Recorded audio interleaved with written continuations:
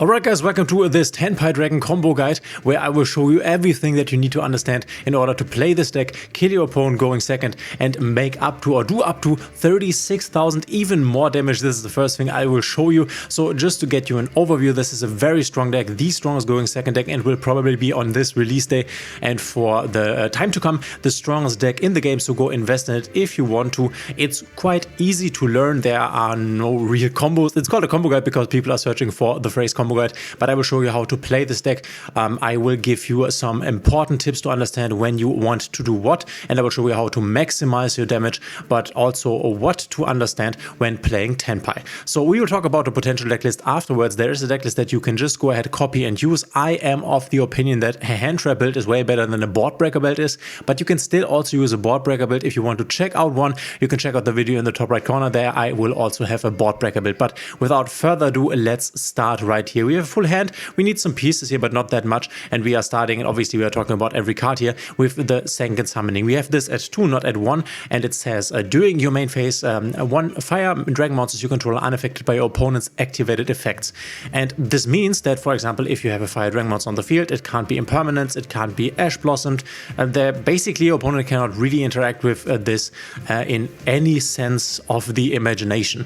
Then we can also, during our main phase, add 1 TENPAI dragon monster from our deck to our hand and then discard 1 card. This happens afterwards, so we first add and then we discard, very important. We can only use this once per turn. And then this card also says if this card is destroyed during the battle phase, you can target 1 dragon synchro monster you control and double its attack. This also works if this goes to the grave, to the banishment, so this also works under Shifter. This is very important if you want to have the field spell in order to do the most amount of damage that you can do. You can make over 36,000 damage here, and you can kill your opponent even through a Pot of Prosperity that we will also play. You can kill your opponent under Shifter. Then again, under Shifter, it's definitely the hardest line with the least options. But let me first show you what we are doing here. So we are starting with the Sengen Summoning here, or let's our opponent start basically. That's why I have the Raigeki. So we are assuming we are playing into an empty board, and this is why we are doing the Raigeki here. So I want to show you the max amount of damage. Obviously, keep in mind that if your opponent has monsters on the field, then the amount of damage that you can do will be less. So for example, if we have this 2000 attack monster on the field, then we will definitely not be able with our base TENPAI monsters to get through our opponent, but then with our synchro monsters. But that will lessen our damage. In most cases, it's not a problem because you still have enough damage, but we will talk about this later. So we Raigeki this,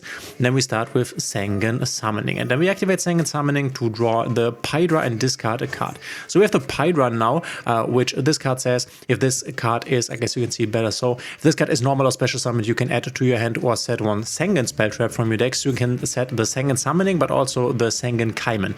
So you can set or add. Remember that if you go on the first turn and you want to get your field spell, just set your field spell, or on the second turn basically, because then you can't be drawn and lock birded. And that's very important because the Sengen Kaimen, the second card we will add in a moment, will need to add to the hand. So we can do this, right? And then you can only use this effect of TENPAI Dragon Pydra once per turn. You take no battle damage from battles involving your fire dragon monsters. This is very important. The other little TENPAI Dragon, there are 3 that are worth mentioning here. The green one, as we call him, so this is the white one, there's the red one, and the green one. We have the yellow one basically, but the yellow one is a bit different from the other ones. The green one basically makes it so that your fire dragon monsters cannot be destroyed by battle, and this one makes it that you don't take battle damage. Very, very important, which means that, for example, if our opponent still had this 2000 attack monster, we could crash into this monster without anything happening to us. Our monsters won't die, and our monsters won't take battle damage. Very important to keep in mind. And then once per turn during the battle phase, we can quick effect immediately after this effect resolves synchro summon using this card you control. It's very important to understand that every one of these base dragons, the green one, the white one, and the red one, has this effect to synchro summon. And it's also very important to understand that when the Pydra, for example, goes to the graveyard due to a synchro summon, and we then bring it back from the graveyard to the field, it once again can use the synchro summon effect, right? And what's important to understand is that you can use the synchro summon effect in order to dodge some stuff, but I will show you this this in a minute here. So we have the TENPAI Dragon Pydra. We are going Pydra effect to add Sangen Kaimen, our second spell. So these are the two most important spells in TENPAI Dragon. It's Sangen Kaimen quick play spell. Apply one of these effects, or if you activated this card during the battle phase, you can apply any of them in sequence. So firstly, at any point, either main phase 1 or battle phase, we are adding one level 4 or lower Fire Dragon monster from our deck to our hand. And then we can also special summon one Fire Dragon monster from our hand if it is the battle phase.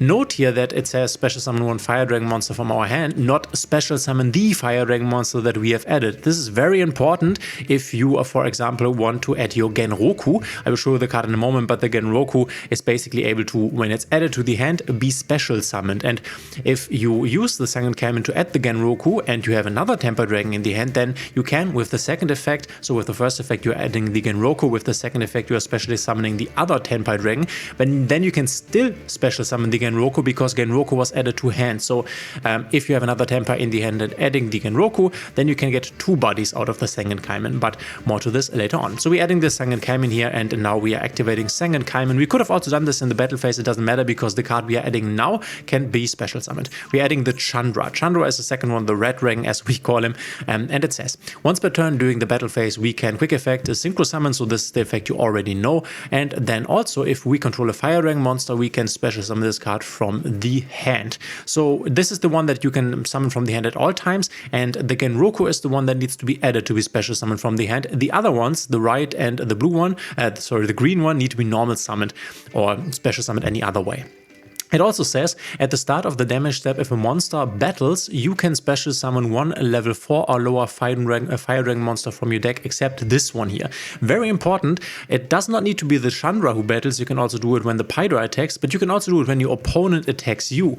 This is a cool thing, because if you make your going first play, which I will show you later on, where you just go ahead and make your Hieratic Seal of Heavenly Spheres, this means that you can, with the Hieratic Seal of Heavenly Spheres, get a Chandra to the board, and if your opponent then goes into the battle phase, you can use your Chandra to get even more TENPAI Dragon stuff onto the field. But now we are adding the guy here, and now we can special summoning him, and now we are going to the battle phase where all the fun happens. Remember that during this entire turn, this entire main phase 1 here, our Fire Dragon monsters on the field were unaffected. Note here that not the Chandra in the hand was unaffected because it was still in the hand, and also your Fire Dragon monsters in the graveyard are also not unaffected. So your opponent can sometimes interrupt you if you, for example, want to revive something from the graveyard. A TENPAI monster can, for example, DD Crow the TENPAI monster. This would work because the field spell does not protect you from being targeted in the graveyard. And you can also make it so that in the battle phase the game is basically over because your opponent can no longer activate any cards, but I will show you this combo afterwards. So now let's start attacking. We are attacking once with the Pydra, and now we are, before attacking, this is another important thing to understand here. The Chandra's effect to special summon a monster from the deck is at the start of the damage step, and this is very important in the sense that in the damage step there are specific rules that do not apply to the rest of the turn. So for example, and this is like the most notably one, normally you would be able to Ash Blossom Chandra, right, because it specials from the deck, but you can't because in the damage step you can only activate effects that negate the activation, and the Ash Blossom reads that this card here, you can discard this card, negate the effect. So for example, an Apollousa, Bow of the Goddess, would be able to negate the Chandra because it negates activation. You can also activate in the damage step cards that like change the attack stats of a monster. For example, a Forbidden Droplet would work, and trigger effects can also apply. So we have attacked with the Pydra for 1/7, you can see it up here. Now we are attacking with the Chandra, and at the beginning of the damage step, before this damage happens, note here, we are summoning the Fadra. And now let's talk about the Fadra. So Fadra says if this card is normal or special summoned, or at the start of the damage step, once again, if a monster battles, you can target one level 4 or lower fire monster, dragon monster in your graveyard, special summon it. So the green one special summons from the graveyard, the red one special summons from the deck, and this one is your searcher, right?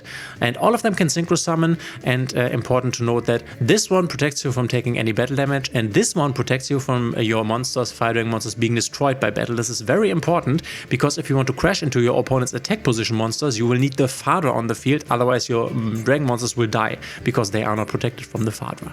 So we are attacking now here and summoning this guy. Now the damage goes through, and now we are doing our, we can still also attack with this. This is something very important to keep in mind because the next thing we'll do is synchro summon with the white and the red.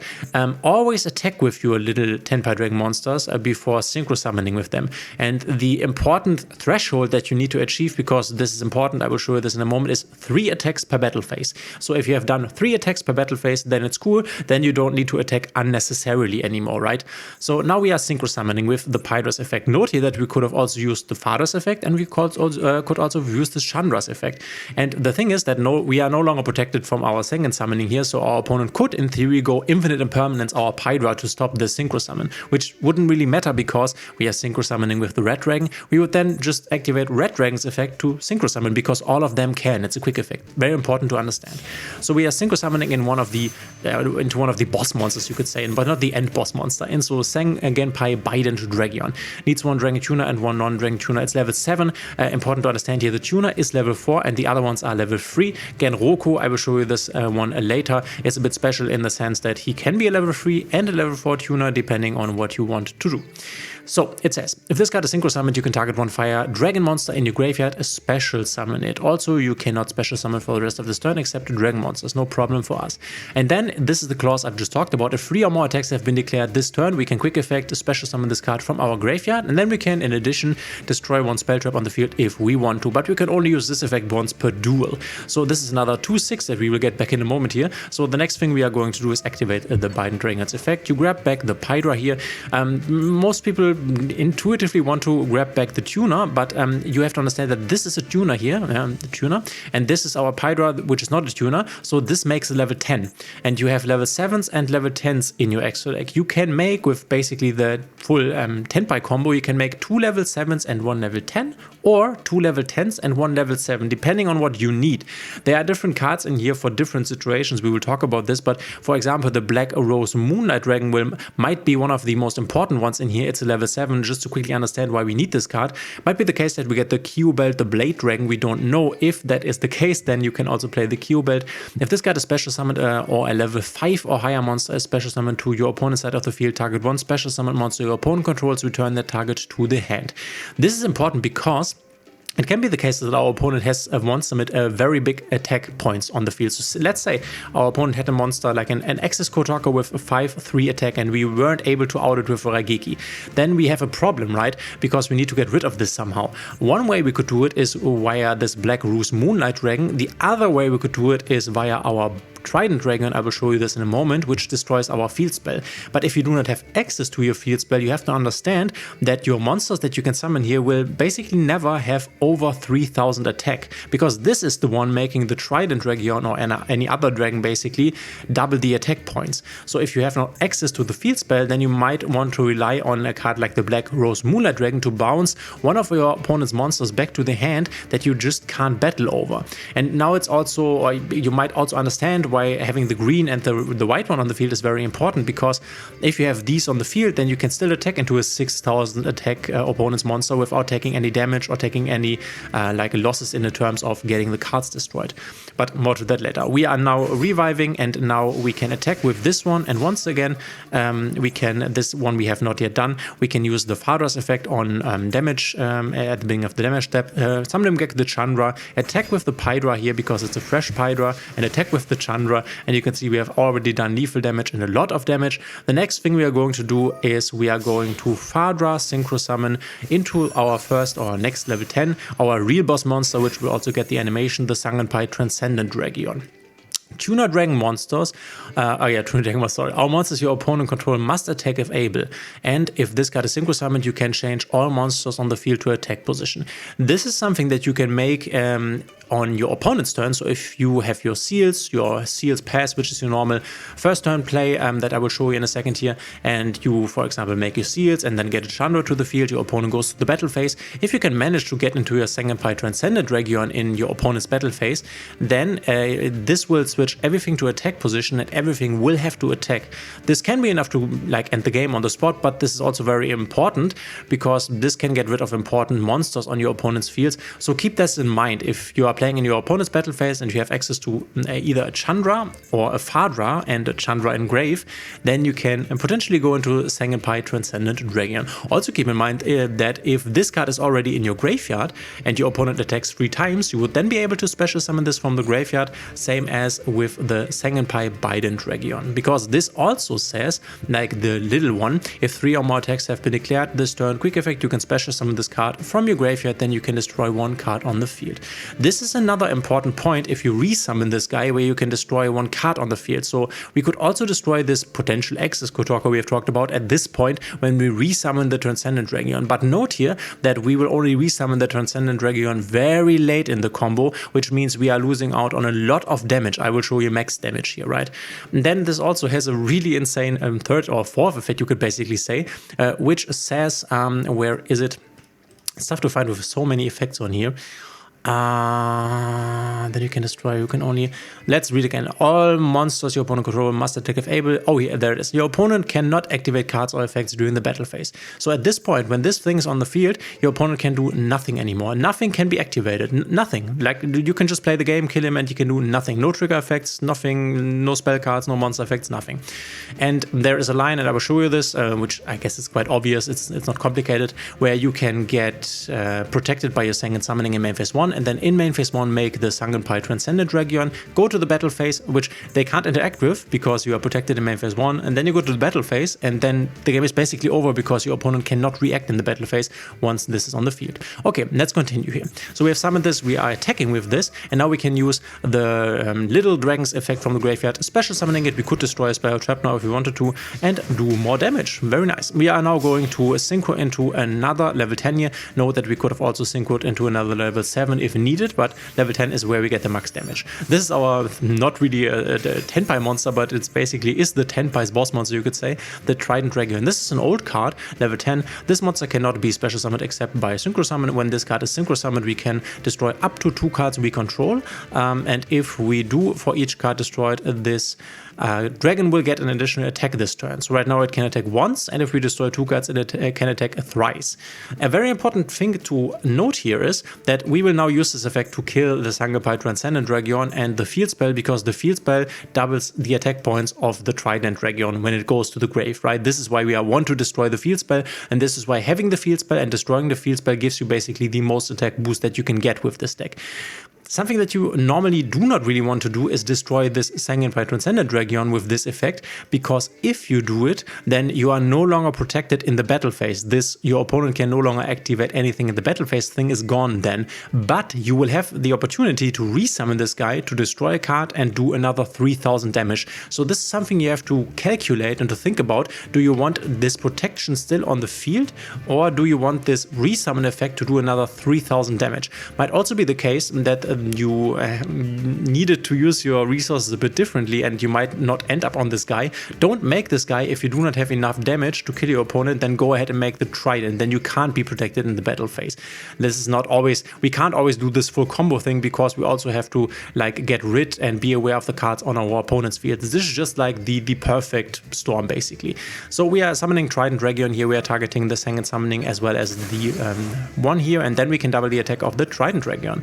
We can also now chain this to resummon this. This is what I just talked about, to push for another 3000. Our opponent is still at 19,800. Now we are doubling the effect and we are attacking with the Trident Dragon. One thing that I want to say at this point is think about your board before you go into the battle phase, because what we could have done here is we could have also set, for example, this Infinite Impermanence or this Feather Duster here. And the reason why you might want to do this is to have another card that you can destroy with your Trident Dragon. I mean, in this case, we could have also destroyed the Chandra after attacking with the Chandra, but sometimes you don't want to destroy your monsters on the field because they might be able to still attack or do something. And then if you want to kill your opponent, just place any of your spells and traps from your hand on the field so that the Trident Dragon has another target.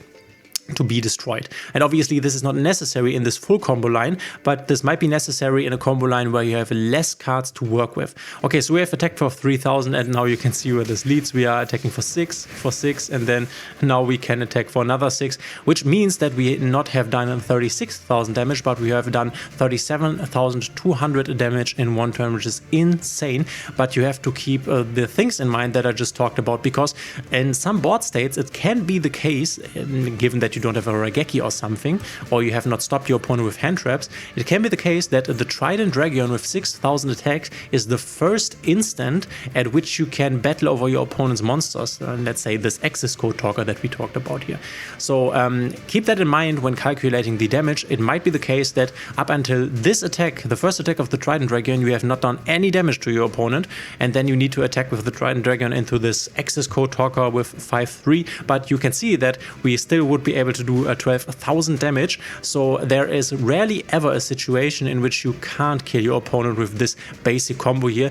That only needs you to have a Sengen summoning in the hand, basically. This can be even a bit better if you also have the Sengen Kaimen already in your hand, because then you can also, instead of searching the Hydra, you could also search the Genroku. But this is the max amount of damage that you can basically do. We are finishing our opponent here, and yeah, let me in the next combo show you how you can insulate your plays from basically being interacted with at all, and then afterwards I will show you the going first combo. Alright guys, the next play I want to show you is the protected play, where you make your big boss monster first. For this to work though, you will need an additional resource. So you will need a Chandra and you will need access to your quick play spell, basically. Normally or in the last combo basically, we have used our quick play spell to search the Chandra. This time around we need our quick play spell to be still ready in the battle phase. This is the difference. You need an additional card here. In the other combo we just started with the Sengen summoning, basically. So let's go ahead and look at this. We are firstly Raigekiing this once again just to clear up the field. You don't need the Sengen summoning for this, but not having the Sengen summoning will, though actually you need the Sengen summoning for this, but the Sengen summoning could also be your Hydra, right? The Pyro could also be the Sengen summoning. This would work the same way, but we would do less damage because we need the Sengen summoning to search the Pyro, and if you already have the Pyro, then it's basically the same. So this time around I'm adding the Genroku just because I want to show you this card. You don't need to use him right here. You can also just go for a Hydra. Note here that we will be able to special summon him, and if you would have another normal summon in the hand, then you could use him to be special summoned and you would still have your other normal summon. But you don't need to add him here. I just want to show you the card, right? Because we have not looked at him as of this point. If this card is added to your hand except by drawing it, which we just did, this is the only card, by the way, that can be added or that can be special summoned by the field spell, if you want to call it that. Obviously the field spell does not special summon the Genroku, but if you add it with the field spell, you can special summon him then. All the other cards will just be added to the hand, and then obviously your Chandra can be special summoned if you have a TENPAI monster. But if you need another summon or another TENPAI monster on the field, maybe to start your plays, you can always go field spell into your Genroku if you have no more normal summons left, right? And no access to your Chandra and no TENPAI on the field. Always keep this in mind. So if this is added to your hand except by drawing it like a Poplar, you can special summon this card as a tuner if we want to. We don't need to. And then we don't need to, increase its level by 1. So we can special summon this as a tuner or just keep it as a level 3. But if we special summon it as a tuner, we could also decide to make this a level 4. So this is a very flexible one that you can use for any synchro summon that you want to do. Maybe before making your other TENPAI plays, maybe you want to clear the board via a Black Rose Dragon. This is also a very potent card here in this deck. When this card is synchro summoned, you can destroy all cards on the field. You could, for example, make this under the Sengen summoning, destroy the entire field, and then one normal summon Chandra would be enough to just kill your opponent outright. Or one Hydra that goes into a Sengen summoning would also be enough. So sometimes when you can't clear the board, you can just go ahead and make your Black Rose Dragon, because obviously it's not hard to make, and kill the entire board. If you make it under Sengen summoning, your opponent can also not, for example, imperm the Black Rose Dragon. It will just kill the entire board, but also your Sengen summoning. And then, as I already said, one Chandra is enough to kill. One Hydra searching the Sengen Kaimen would be enough, and the Green Dragon would also be enough if you have another dragon in the grave that you can revive, right? But yeah, one Chandra is enough to kill. Keep that in mind, also very important. We're adding the Genroku, and the Genroku, besides what I just read to you, also says quick effect, you can tribute this card for cost, indicated by the semicolon here. This will go to the grave first before your opponent can interact with this. Special summon one TENPAI monster from your deck except this one. Also, you cannot special summon for the rest of this turn except dragon monsters. This can be very impactful with the only dragon monsters summon, so keep this in mind. You will lock yourself out from, for example, your alternative kill play, the Zialantis Raging Phoenix kill combo. This is your alternative. But I will talk about these options here when we talk about the deck list, right? So, okay, we have added the Genroku, and Roku can now be special summoned because it has been added. This is what we're going to do. And let's say we want to increase this as to a level 14. It doesn't really matter. We use the quick effect to get this to the graveyard and get to our Paidor, which is the card you normally want to get to. But I just wanted to show you Genroku. Now we are adding the Sangen Kaimen. So this is what you need. You need your Chandra here. You need your Paidor basically on the field, either through your field spell or because you have it. And then the Paidor can search the Kaimen. So just to make it once again clear, you need the Sangen Summoning and a Chundra, or you need a Paidor added Chundra, right? And Sangen Summoning will be added by the Paidor. So now we can use Chandra's effect to special summon. Then we go into our Synchro 7 here, and this is where we lose damage, right? Because now we are using our base monsters here not to attack but to Synchro summon, and obviously there's damage then. This will revive the level 3 because we want to Synchro summon into our 10, and here once again we are losing 2/6 and then once again 1/7 attack because we don't attack with them, we just Synchro summon with them. So here's where we lose attack points. So now we can, and this is what I'm talking about, you have made your Sangenpai Transcendent Dragon in your main phase where all your Fire Dragon monsters were unaffected by your opponent's effects, and now you can just go into the battle phase, and yeah, because you have your Sangenpai Transcendent Dragon on the field, our opponent can no longer activate any cards. One of the best things that you can Ash Blossom against TENPAI is Sangen Kaimen. You could also Ash Blossom the field spell, but Sangen Kaimen is a great one, but now our opponent cannot do anything. So we go Sangen Kaimen now. You can either add the green one or the red one. It doesn't really matter because the red one we could use to summon a green one from the deck, and the green one we can use to summon a red one from the graveyard. So it's the same, it doesn't matter. So now we are, because we're in the battle phase, special summon this via the Kaimen. We can use the effect now. We could have also used it on attack. We are going to attack now, and on attack with the Chandra, we are going to special summon another Paidor from the deck. And here you can see that we basically have access to all of these base TENPAI monsters like we had it in the first combo, basically. Now we are going to attack with everything that we have. And we now can revive our two-headed dragon to once again attack here. And now we have the level 3, or one of these level 3s together with the level 7 makes our Trident Dragon, our end kill monster, which means we have another Synchro available here, another Synchro 7 that we can now use. In this case, because we are locked into dragons, I'm just going for a Black Rose Dragon. We don't activate the Black Rose Dragon here, we just want to have another 2 for attack. And now we are going Fadra into, once again, the Trident Dragon. And now, once again, you could decide to not pop the boss monster here, but pop, for example, the Black Rose, and then you would still be protected, but you will lose 3000 damage, which in this case doesn't matter. Our opponent is already dead, but just so that you understand how this works. We are doubling the attack once again. This has 3 attacks now, and we are resummoning once again the boss monster here, and now we can attack, and you see that we do not have the damage output that we had before, but it's basically close. Our opponent is left with 2200 life points from 36,000, so you can imagine that it's not a big problem killing your opponent with this deck. Now I will show you the going first combo, because obviously it can be the case that your opponent lets you go first. This is a pretty easy one. You can definitely play a different package where there is another going first combo that I won't really recommend. It's not that great, but let me show you what you want to do going first. Okay guys, what I will show you now, I call the extended going first line.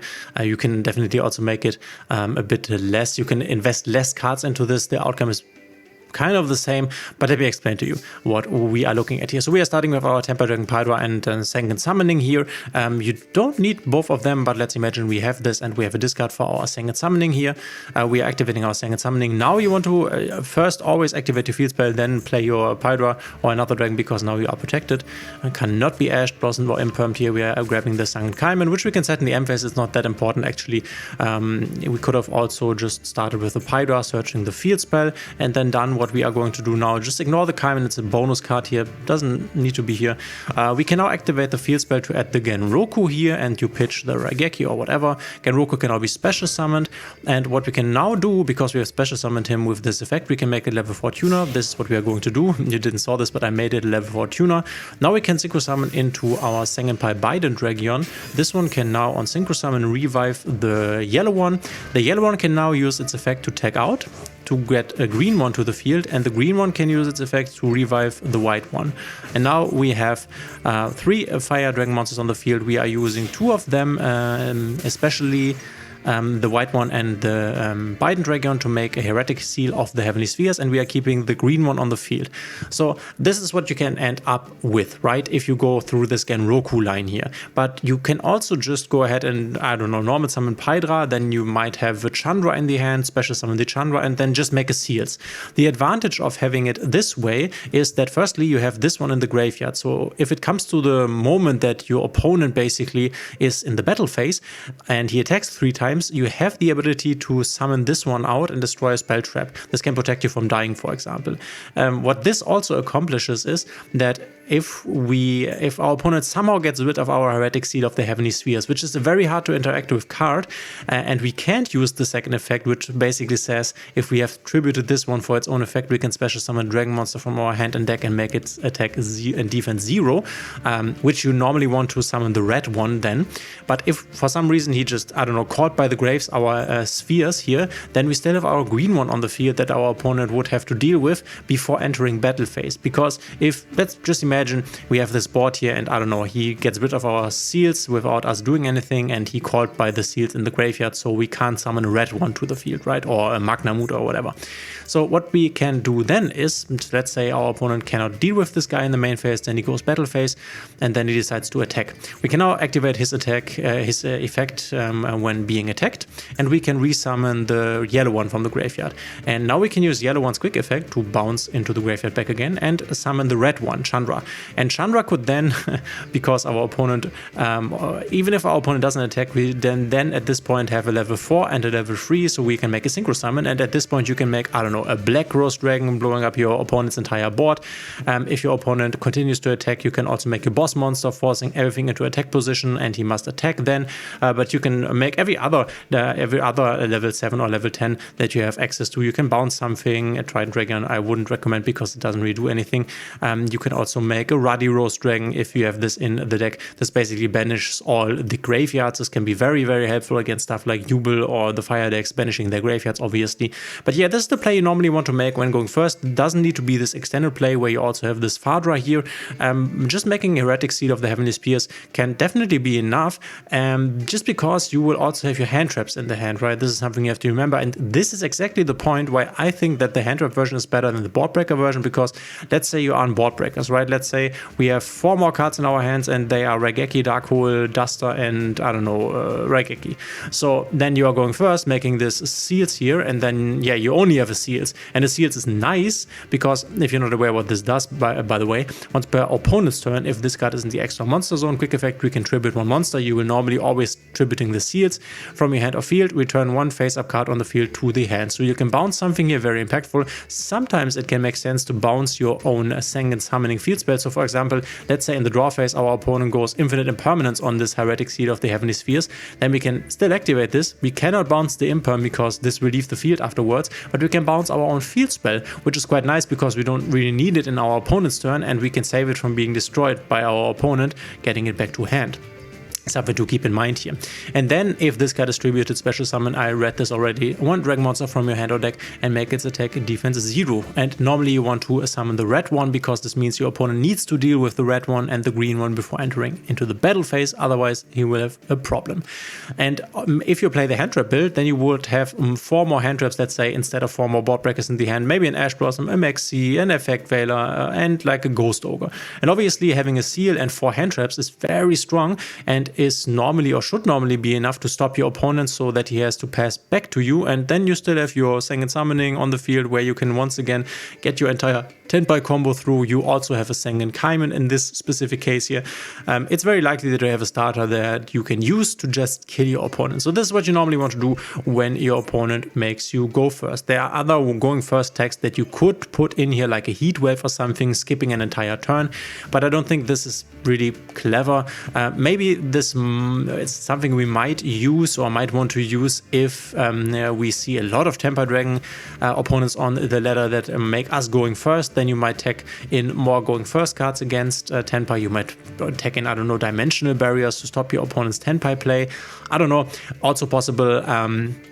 But I think that having a lot of hand traps here and then just having hand traps when going first that help you counter your opponent's basically first turn is the best way to go. So now I will show you the alternative kill line, just in case you don't know it, with the link monsters here. This does not come up as often. You might know this already. This is the Zealantis Raging Phoenix kill line. I will show you this quickly. This is not easily achieved, but it can be achieved. For example, if your opponent dimensional barriers you and called Synchro, then you can still go for this combo line, and afterwards we will go take a look at the deck list. Alright, and now just in case you don't know the combo yet, I will show you the Promethean kill combo with your link package. As I already said, if for example your opponent has used a dimensional barrier cutting you off on your synchro plays, then you can go for this link kill play. You need your opponent to have at least one monster on the field. This is mandatory, and you will need, and this is the thing you have to understand in order to pull this combo through or combo off, basically, you need 4 bodies, and one of them needs to be a fire body. So 4 bodies is what you need. It's not easily achieved if you just start on an empty board with TENPAI, but I show you the one way that it works. But normally you will probably have already some bodies on the board, so you need 4 bodies in order for this to work. So we go Sangen Summoning here, and at this point it's very important that we have another TENPAI Dragon that we can discard here for the effect of Sangen Summoning, because we need to revive it with the Fadra. This gives us 1 additional body. So we discard the Pydra here because we need the Chandra. Chandra needs to special summon, otherwise we won't get him to the field. So now we are normal summoning the Pydra here, the Fadra here, that will revive the Pydra. Pydra can now grab the Sangen Kaimen. We have it already, but let's just grab another one. Now Chandra can special summon because we have TENPAI monsters on the field, and now you use your Kaimen to add your Genroku, which Genroku can also be special summoned by its own effect. Very important here, do not use Genroku's quick effect, because if you use his quick effect to special summon another TENPAI monster, you will be locked into dragon monsters, and then it doesn't work anymore. What can also work if your opponent has a fire monster in the graveyard is you summoning a Heater and stealing the fire monster. So if, for example, your opponent has an Ash Blossom in there, then 3 monsters would be enough, because your Heater basically generates an additional monster. This is also why she's in here. Another important point at this point here, the Duel Little Chimera, but I will talk about this in the deck profile also, can also help you finish a game, because all fire monsters gain 500 attack and defense on the field. And this one would already be at 1/9, and if you have the base monsters here, if you, for example, can't synchro summon, if you have the base monsters here, that can also be enough. So we have 4 bodies now. Now we're making Promethean Princess here and reviving one of our fire monsters. Doesn't matter which one. The important thing is that at this point, when we make the Raging Phoenix next, we have a fire monster on our field, which is Chandra in this case. You go Raging Phoenix, and then you go Zealantis. Now we use Zealantis' effect to remove all monsters from play and bring them back immediately. So this comes back, and then our Chandra comes back, and the Atlantis comes back, and now in our graveyard our Promethean Princess will trigger, because a monster was special summoned to our opponent's side of the field. We can now target one of our fire monsters. This is why we need this as a fire, and one of our opponent's monsters, destroy them, and special summon Promethean Princess from the graveyard. This is what we are going to do. You need to place her either here or here optimally, because then you can also use World Sea Dragon Zealantis' battle effect. It's a quick effect in battle phase where you can basically destroy cards up to the number of co-link monsters you control. In this case, because the Princess has a right arrow and the Zealantis has a left arrow, we have 2 co-link monsters. So if you place the Promethean Princess either on the left or on the right side of Zealantis, you will have the additional opportunity to destroy 2 cards, non-targeting, very important. Now our Raging Phoenix triggers because a fire monster was destroyed. We can now special summon the Raging Phoenix, and it gains the attack points of the destroyed fire monster. This doesn't matter, because this here, the base attack of these 3 is already 8000. This will be more now, but it doesn't matter. This is 8000, and this is also a way to kill your opponent if you do not have access to your synchro plays. Alright guys, let's talk about the decklist now. This is probably what I will be running on a release day.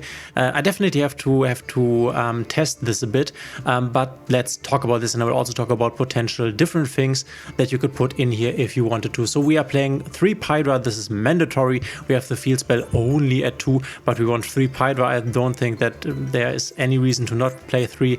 You are definitely playing 3 Chandra. This is the best one basically. It's limited to 1 in the OTK for a reason, because as I already said, I didn't show you this, but 1 Chandra alone, a normal summon Chandra, which is hard to interact with because of its effect in the damage step, which can't be Ash Blossomed, can be enough to kill your opponent. This can generate a lot of damage because Chandra can go into Pydra in the battle phase, and Pydra can search Sangenkeimen. Sangenkeimen can be activated in the battle phase to get the green dragon, and so you can definitely amount enough damage to kill your opponent with 8,000 life points if you just have a Chandra. Then I am playing, and this belongs in the category a bit down here. This is not optimally sorted here, I see, but it doesn't matter. We are playing triple Ash Blossom, just a great hand trap. It's great against TENPAI. Go Ash Blossom the Kaimen, go Ash Blossom the Sangen Summoning.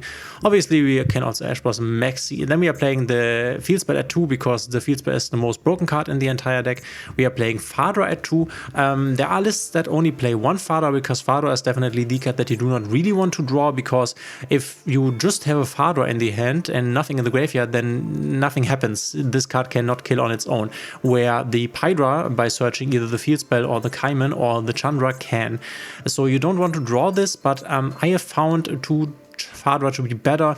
I often lose one of my Fadras and then don't have access to another one. We can also take a look at another potential card that you could put into here, the Dora Draco, which is not a TENPAI Dragon card, but basically works as one. It belongs to this archetype. Dora Draco, it's level 3. We'll also get this tomorrow at this release day.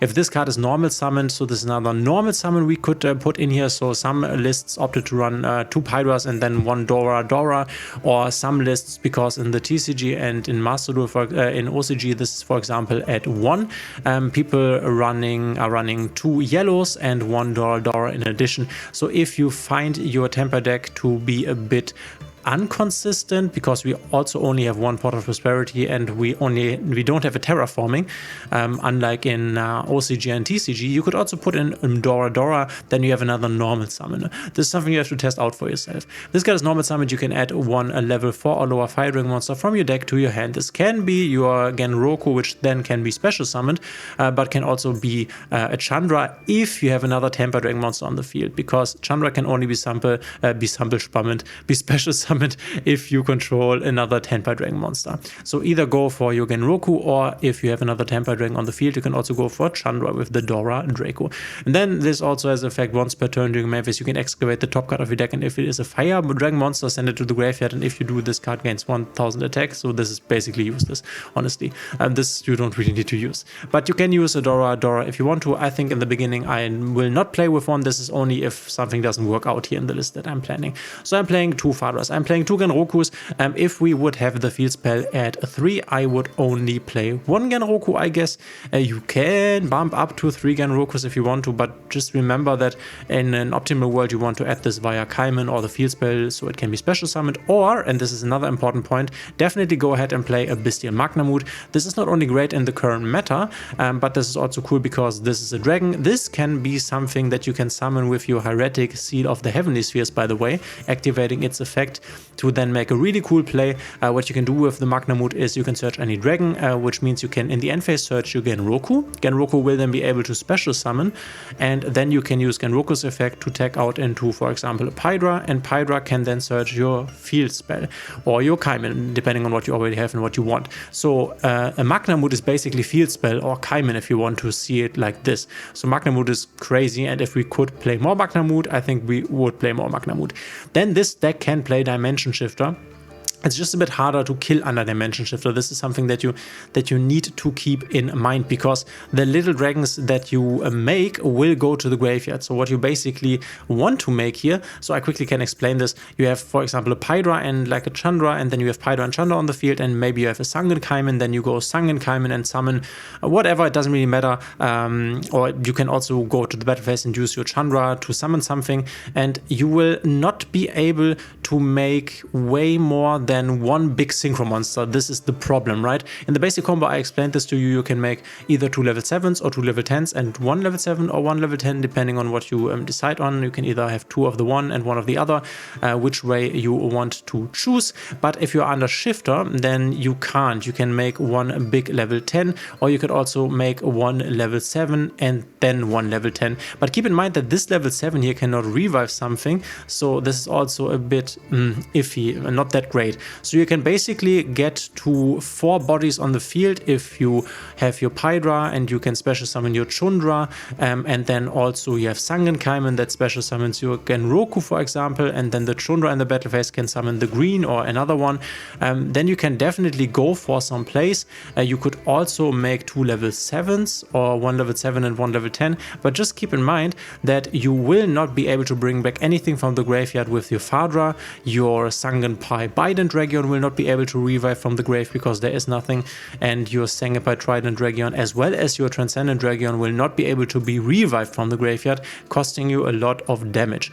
You will still be able to make this Trident Region kill your Field Spell combo, because Field Spell, the double attack thing of the Field Spell, also activates when it goes to the Banished, so this is still possible. But if you're under shifter, you should definitely always eye your Trident Region here, and keep in mind that you need enough material to at the end make a Trident Region, because this will be the powerhouse, the damage bringer of the combo under shifter. You can kill under shifter, that's no problem, but it's harder. Keep this in mind. So we have Sangenkaimen here at 3. This is just an insane card. Always keep in mind that if you activate this in the main phase, you can just add, and if you activate this in the battle phase, you can also special summon any TENPAI Dragon monster from the hand, not the one that you added, anyone. Then we have triple infinite impermanence here. This is just an amazing hand trap. We have 1 pot of prosperity just to get to a starter. I like to play this Harpy's Feather Duster. You could also argue to do another hand trap in here or put a Raigeki in here, basically the same. You could also play a droplets. I can definitely see a world where, for example, even though I'm not the fan of the board breaker variant, I can definitely see putting in 3 forbidden droplets and maybe putting out these ghost mourners. You can also argue that you might want to put out effect veilers, because one thing with the effect veiler as well as with the Maxi is that you can't activate them under Dimension Shifter. This one you can unfortunately also not activate under Dimension Shifter, so you have 9 cards that you can't activate under Shifter. So this is why you might also make an argument for just putting out effect veilers and putting in forbidden droplets. Then again, forbidden droplets can also not be activated under Shifter, so that's that, I guess. You could also go for other board breakers if you want. And also, if everyone is playing TENPAI, basically if you only see TENPAI on the ladder, then just go ahead and put out these shifters here, because then they are not that effective, and just put in more either consistency or hand traps or board breakers. So we are playing this Harpy's Feather Duster here. Obviously, Maxi, this is the best card, and I think everyone should be playing triple Ghost Ogre and Snow Rabbit. This is great against the Sangen summoning, but can also be used against other stuff. You can also destroy Trident Region, for example. This would also be possible. Keep in mind, this doesn't work under Shifter because it needs to go to the graveyard.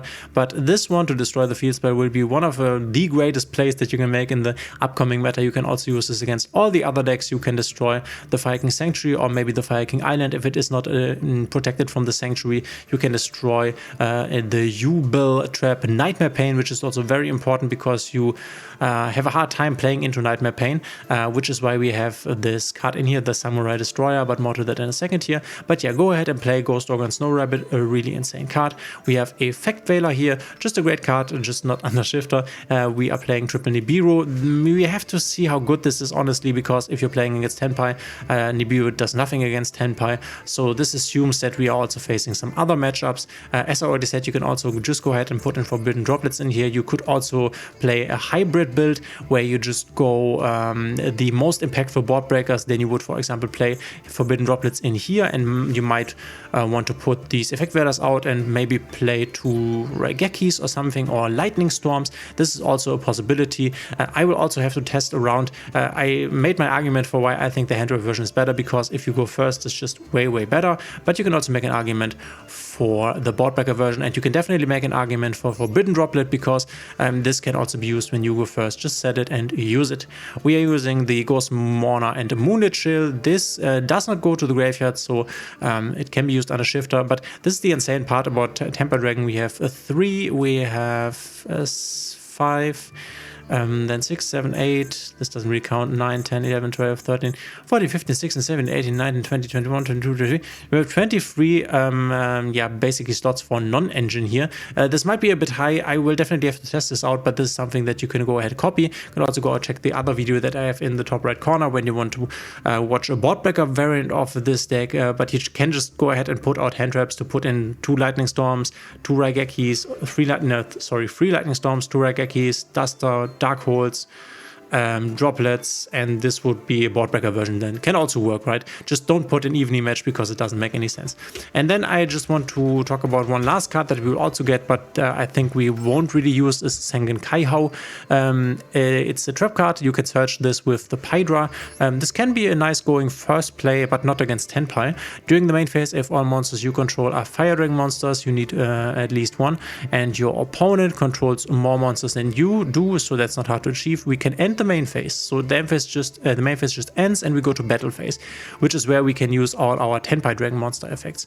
And then if 3 or more attacks have been declared this turn, you can banish this card from your graveyard, draw 1 card, then you can special summon any number of TENPAI monsters from your hand. Also a nice effect, but I don't think this is the greatest card ever. You can put this in, but as I already said, it will mostly be the case that TENPAI dragon players let you go first, and you don't really want to go into the battle phase against them because they can also use all their stuff in the battle phase. It might be a good thing, by the way, if your opponent lets you go first with TENPAI, and you are TENPAI, to put as many of these monsters in the graveyard as possible. You can make an argument for putting another one of this in here, then you could, for example, cut down on this link package, but we'll talk about Exo Deck in a second here. I have shown you this going first combo where you basically put this Biden Dragon in the graveyard. You can also prolong this combo and put the Transcendent Dragon in the graveyard also, because if you are playing against TENPAI and your TENPAI opponent goes to battle phase, then you will be able after 3 attacks to resummon them from your graveyard because you already made them. Keep in mind though, this is only once per duel, but this is very impactful. So against TENPAI, if a deck lets you go first, then I would try to get as many of these here into your graveyard as possible. Talking about this, I don't know, by the way, why there's a Star Slayer in here. I guess we just put in another of the boss monsters here. I guess this is a good ratio. Playing around, I had a lot of success with only playing 1 of the boss monsters here, but in this TENPAI heavy meta, which is probably what it is going to be, having a second one is quite nice, just because of the play I just mentioned. Just put this in your graveyard or on the field, pass over to your opponent, and then your opponent will have a big problem.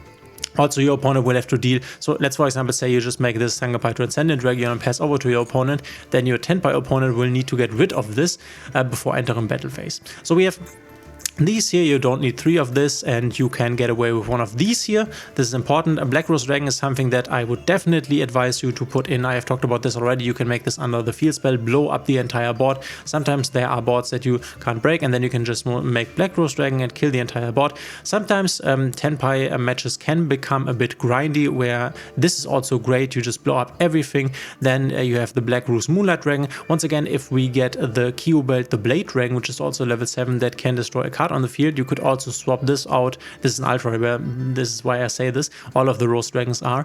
You could also swap this out for the Kyobelt, but I think if we don't get the Kyobelt, the Black Rose Moonlight is nice to just get rid of one of our opponent's monsters with a high attack stat, right? But it's your choice, right? These are all ultra rares. Also the Ruddy Rose. The Ruddy Rose is definitely the least important one. A Black Rose I would definitely make, and then a Black Rose Moonlight you can decide on for yourself. Trident Dragon, you only need 1. If you face a lot of Kashtira Unicorns, you might want to put in another one, I don't know. Then Samurai Destroyer is the card that we are using against Duel. We can read this. If this card battles an opponent's monster, your opponent cannot activate cards or effects until the end of the damage step. Also, that opponent's monster has its effects negated during the battle phase. Only if this face-up card in its owner's control leaves the field because of an opponent's card effect, you can target one, blah blah blah. The second one is not important, but we can special summon himself. But what this does basically is you can use this against a Duel or a Spirit of Duel or Phantom of Jubel basically, and you will negate these cards.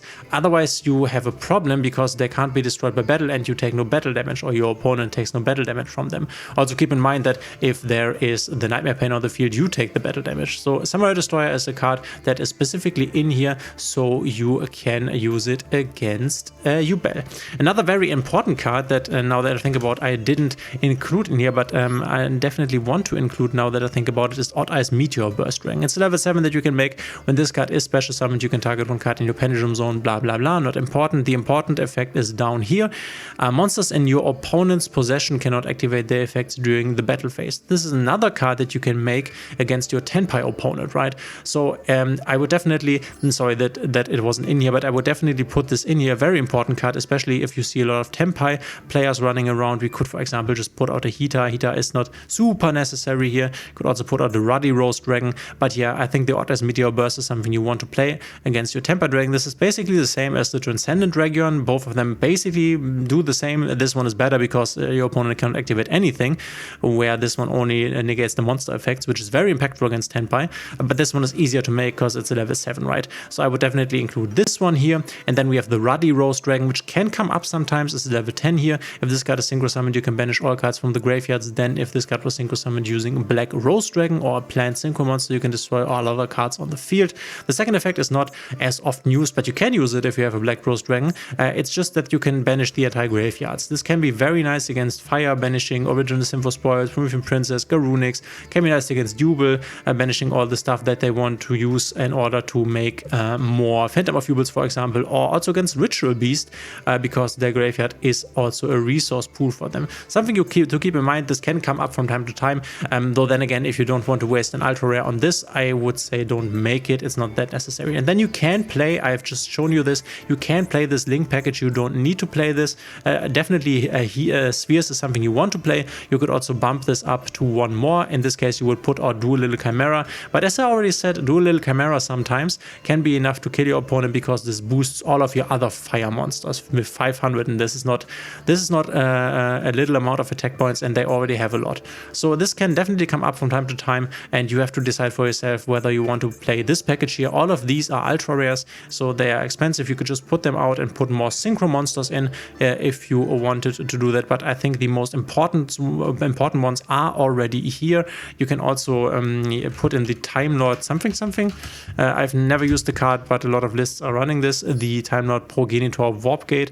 I don't know if this is an ultra rare or not, but if you don't want to play this link package, you don't have to. It's definitely not easy to get into this link package because these 4 bodies are not easily achieved, but this is an alternative option to kill your opponent, and I think something like this is a good extra deck for Tenpai Dragon that you can go ahead and play. I think I have definitely talked about everything that I wanted to talk about. We have talked about every card, the most important combos, and I guess if you want to learn the deck, go ahead, pick it up. It's a very fun deck in my opinion. It will dominate the meta for a long time, so a good pickup. We have to see how expensive it will be. You're running either a lot of board breakers that are normally ultra rares or a lot of hand traps that are normally ultra rares, so this is definitely not a cheap deck, but not because of the core. We will have to see how the core comes and which rarity it comes, but because you have a lot of space for non-engine, right? So yeah, this is everything that I wanted to talk about. Let me know in the comments if you have any further questions. If you like this, please consider subscribing, hitting a thumbs up and the notification bell. This would help me out a lot, and we will see each other in the next one.